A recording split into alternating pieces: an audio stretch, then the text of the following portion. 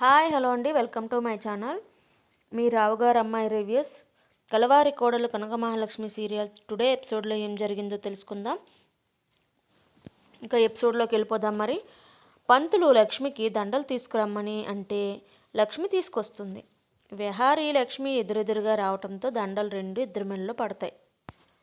అయితే అది చూసి అందరూ షాక్ అవుతారు. లక్ష్మిని విహారీ పట్టుకుంటాడు. అందరి ముందు లక్ష్మిని విహారీ అలా పట్టుకోవడం శాస్త్ర తట్టుకోలేదు. శాస్త్ర కోపంగా లక్ష్మిని లాగిపెట్టి కొడుతుంది. అయితే లక్ష్మిని పద్మాక్షి పట్టుకుంటుంది.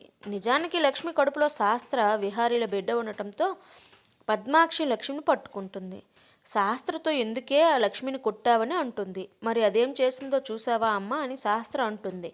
పిల్లలు ఆడుకుంటూ నెట్టేశారు, వదిలేసేయమ్మా అని భక్తవత్సలం చెప్తారు. అయితే లక్ష్మి కడుపులో తన బిడ్డ ఉందని శాస్త్ర గుర్తొచ్చి సైలెంట్ అయిపోతుంది. తర్వాత అంబిక కరణ్ సింగ్లా వచ్చి సుభాష్ల పెళ్లితో మొదలవుతుంది. అయితే సుభాష్ ఆచమనం చేయమని పంతులు చెప్తే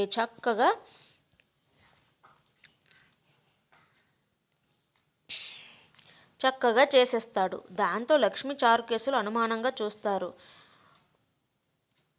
తెలుగువారైతే కదా ఇలాంటి ఆచారాలన్నీ తెలుస్తాయి, తెలుగువారు కాదు కదా మరి ఎలా తెలిసాయని అనుమానంగా లక్ష్మి చారు కేశవులు చూస్తుంటారు.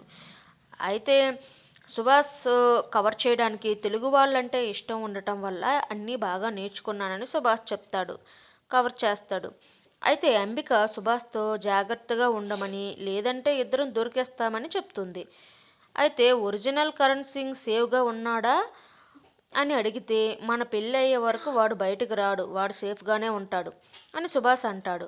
ఇక లక్ష్మి వెళ్తుంటే విహారీ వెళ్ళి మన బంధాన్ని దేవుడు ఎప్పుడు ఎలా దీవిస్తున్నాడు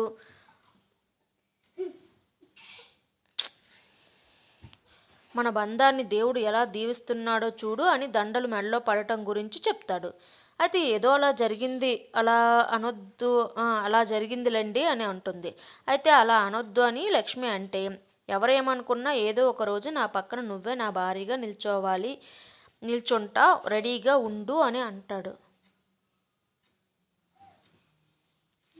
అయితే విహారీ ఇచ్చిన ఫోన్ రిపేర్కి తీసుకున్న అతను రికవరీ అవసరం లేదు అంటే త్వరగా రిపేర్ చేస్తామని కనుక్కోవటానికి విహారీ ఫోన్కి చేస్తారు. అయితే విహారీ లేకపోవడంతో యమున విహారీ ఫోన్ లిఫ్ట్ చేసి అతను యమునతో డేటా రికవరీ అవసరం లేదు అంటే ఫోన్ రిపేర్ చేస్తామని అంటారు. దానికి యమున సరే అని డేటా అవసరం లేదని అంటుంది. అయితే ఇక యమున విహారీ విషయం చెప్తుంది. ఎంత పని చేసావమ్మా అని విహారీ అంటాడు. శాస్త్ర చాటుగా విని డేటా కోసం బావ అంత కంగారు పడుతున్నాడేంటి అని అనుకుంటుంది. అయితే విహారీ అతనికి ఫోన్ చేస్తే ఫోన్ కలవదు. దాంతో విహారీ అతనికి షాప్కి పరుగు తీస్తాడు. శాస్త్ర విషయం అమ్మకి చెప్పాలనుకుంటుంది.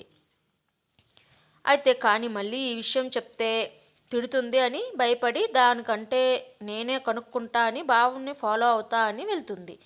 అయితే ఇక సుభాష్ గెటప్లో అలా ఉండలేక టోపీ తీసి పక్కన పెట్టి వెళ్ళి సిగరెట్ తాగుతాడు. ఇక లక్ష్మి అతని కోసం నీళ్లు తెచ్చి బెడ్ మీద తలబాగా ఉండటం చూసి షాక్ అవుతుంది. పగడి తీయకూడదు, నీరు పడకూడదన్న కరణ్ సింగ్ గారు ఎక్కడ ఉన్నారు, పగడ ఇక్కడ పక్కన పెట్టేసి అని లక్ష్మి గదిలోకి వెళ్తుంది. అయితే బాల్కనీలో డోర్ నుంచి పొగ రావటం చూసి సిగరెట్ తాగుతున్నారని లక్ష్మి అక్కడికి వెళ్తుంది. అయితే సరిగ్గా లక్ష్మి వెళ్ళే సమయానికి సుభాష్ దగ్గరికి యమున పిలుస్తుంది. సుభాష్ను చూసే లోపే యమున పిలుస్తుంది. దాంతో సుభాష్ షాక్ అయ్యి వెంటనే తలపాగా పెట్టుకుంటాడు. ఇక నుంచి జాగ్రత్తగా ఉండాలి అనుకుంటాడు. అయితే యమున లక్ష్మిని పిలిచి పూజ సామాను పండుని ఎక్కడున్నాడో పండు ఎక్కడ పెట్టాడో తెలియదు, అవన్నీ తీసుకురా అని అంటుంది. నేను తీసుకొస్తా అని లక్ష్మి వెళ్తుంది. లక్ష్మిని చూసి పద్మాక్షి లక్ష్మి ఏమో అటు ఇటు తిరుగుతూ అన్ని పనులు చేస్తుంది. దాని కడుపులో నా కూతురి బిడ్డ ఉంది, దీన్ని ఎలా ఆపాలి అనుకుంటూ బిడ్డ బలం కోసం డాక్టర్ ఇచ్చిన మందులు జ్యూసులు కలిపి తీసుకువెళ్తుంది. లక్ష్మి బరువు మోయడం చూసి లక్ష్మిని ఆపి పండుని పిలిచి లాగిపెట్టి కొట్టి లక్ష్మి చేత ఏ పని చేయించొద్దని చెప్పాను కదా, మరి ఎందుకు చేయిస్తున్నావు అని కొడుతుంది.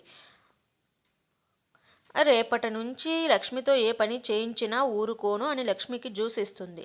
లక్ష్మి పద్మాక్షిని చూసి భయపడుతూ నాకు ఎందుకమ్మా ఇవన్నీ అని అంటుంది. పద్మాక్షి తాగమని చెప్తూ నా కూతురిని ఎలా చూసుకుంటానో నిన్ను అలాగే చూసుకుంటాను కదా, చూసుకుంటున్నాను అని అంటుంది. అయితే ఇవాల్టి ఎపిసోడ్ ఇంతటితో పూర్తవుతుంది. ఈ వీడియో మీకు నచ్చితే లైక్ చేయండి, సబ్స్క్రైబ్ చేయండి, కామెంట్ కూడా చేయండి. Please support my channel.